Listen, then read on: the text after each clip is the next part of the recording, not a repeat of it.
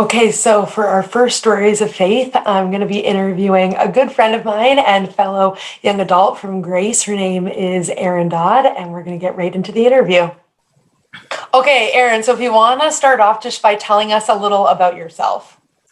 I'm Erin Dodd. I work in engineering in Markham, and I love reading. My bookshelf, there's another one that you can't see right now, but I have two bookshelves. And I enjoy hanging out with people. I'm like 100% extroverted. So that's always fun. It's a fun time to be an extrovert right now. But, yeah, I would have always said I was a Christian, but I didn't really understand fully what that meant until I was around in grade 12 around, and kind of switched around churches a little bit after like high school. But I started coming to Grace a year and a half ago and have been loving it. Nice, awesome. Okay, so can you just tell us a little bit about how God has been working in your life recently?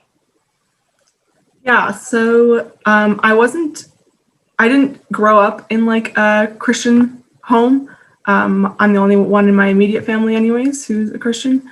And so this past year of like isolation and like church events being kind of online has been a little challenging. But I think it's God was prepared me for this in like the year before. After I graduated from university, I went through a lot of change in my life, and kind of the only constant was God. So that really taught me to kind of lean on Him and turn to Him and trust in Him through all that. And then now being in isolation, I don't have a family that I can just like go talk to my mom or dad about something that I'm struggling with or how I'm feeling or questions I have. So I think I've definitely noticed that I've been turning to God for that first, and I think that's been really cool to grow closer to God in that way. And also being the only Christian, like I kind of had to learn a lot of things on my own, and that kind of the main source of information, I guess, was the Bible. So God really instilled in me a deep love for the Word. And which has grown, and it wanes but comes and goes. But overall, I really love the Bible, and I love learning about the Bible. And I think it's cool because it's God's way of showing us who He is and how, and like, so learning about who He is through the Word makes me trust in Him more and shows me more about why He is trustworthy. And yeah, that's kind of what I've been learning. Awesome. And you already mentioned like briefly, but what are some of the challenges that you face being the only Christian in your immediate household? Well, it's definitely difficult living in a house where not everybody has the same beliefs because we don't always see eye to eye on things.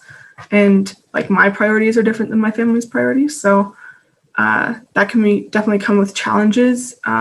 It takes a lot of like communication, which I'm not a conflict person, so that something else I've been learning how to deal with conflict, and I tend to like sweep it under the rug, but I'm learning to not, because that's not very good.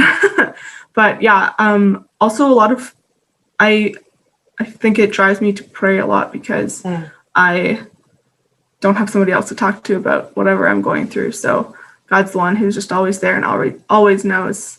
Is there anything else that you want to encourage other people in the church who may be going through the same sort of isolation? Maybe they're the only Christian in their family or in whatever environment they're in right now. Anything that you would want to tell them?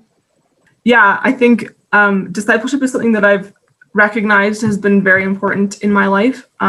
When I was in Power to Change at university, I definitely learned a lot through that and grew a lot in my faith through that. So it's actually one of the reasons I decided to come to Grace, because I knew that they had the young adults mentorship program thing.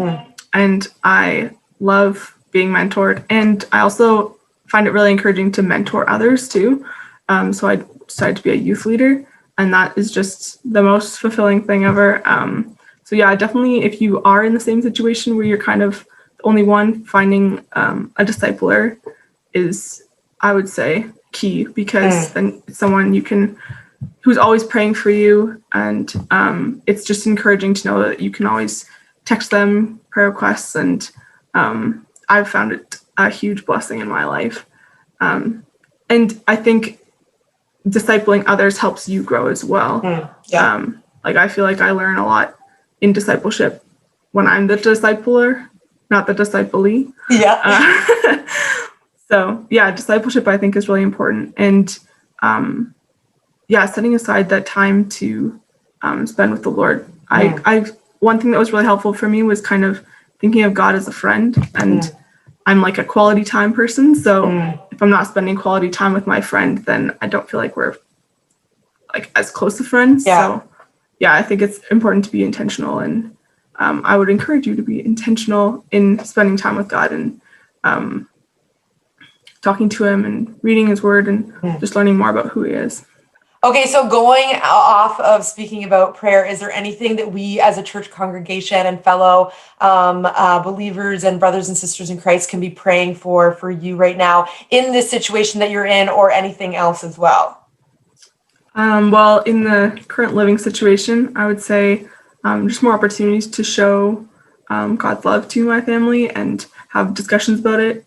I find it's hardest to talk about it with the people that I'm closest with, because I know that they don't agree.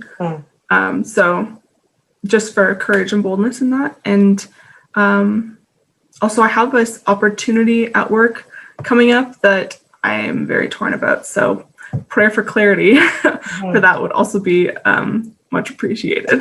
Definitely. Awesome. Well, thanks so much, Erin, for sharing just a little bit more about you, so we can get to know you, and also just be praying for you in the future days and weeks and months. Thanks. Bye.